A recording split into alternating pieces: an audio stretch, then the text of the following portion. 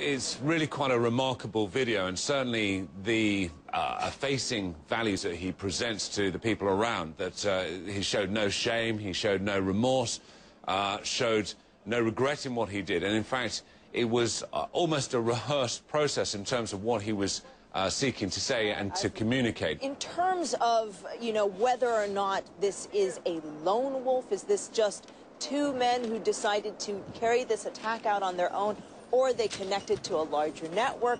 What's your sense from what we're hearing now? Well, it's going to be very difficult to say until, no doubt, Prime Minister David Cameron has come out of the Cobra meeting and the statement that will follow. Inevitably, at the moment, the security services, MI5, will be looking at the dynamics around this particular instance.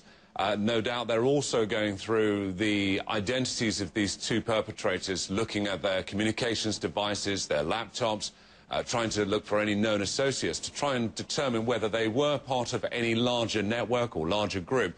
But certainly one of the biggest concerns at the moment is this increase in the lone actor, the individual or very, very small groups of individuals that are seeking to perpetrate these kinds of attacks.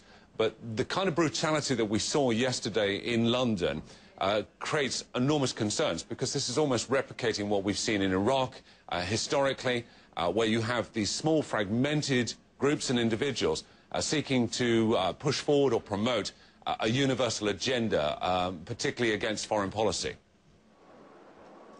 I mean, it's frightening to think that somebody like a lone wolf like this, as they call it, can just strike out on his own. How concerned are you that we might see a copycat attack, that we could see more of these kinds of attacks in the future?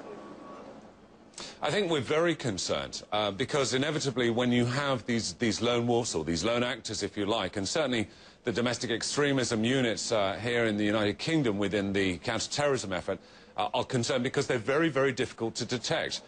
Whereas in the historic conventional sense, a lot of terrorist cells would be communicating with either their chain of command overseas, engaging in training at overseas terrorist camps, or certainly being supplied with information, training, services, support, even munitions, again from other networks. When you have these lone actors, these lone wolves, these are radicalized individuals that could literally come out of nowhere. You get very little forewarning of those attacks, and certainly in light of the very media-savvy approach that they're taking, which inevitably these two yesterday were trying to promote to get their attack as viral as it possibly could on the social networks, it creates even more concern that there are other radicalized individuals that might seek opportunity to, again, get their faces across the media.